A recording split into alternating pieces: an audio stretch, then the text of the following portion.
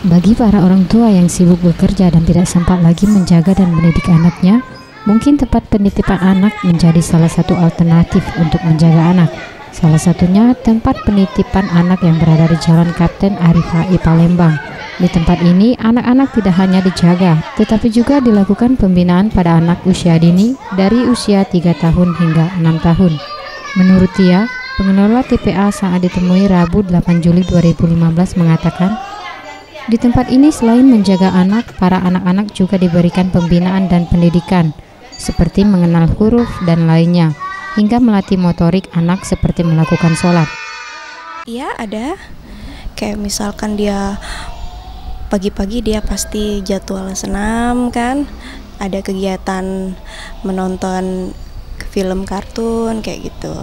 Ada motoriknya juga kayak misalkan praktek wudhu, praktek sholat, yang dasar-dasar itulah. Izalisati, Gusti Putu Sumertayasa, Sriwijaya TV.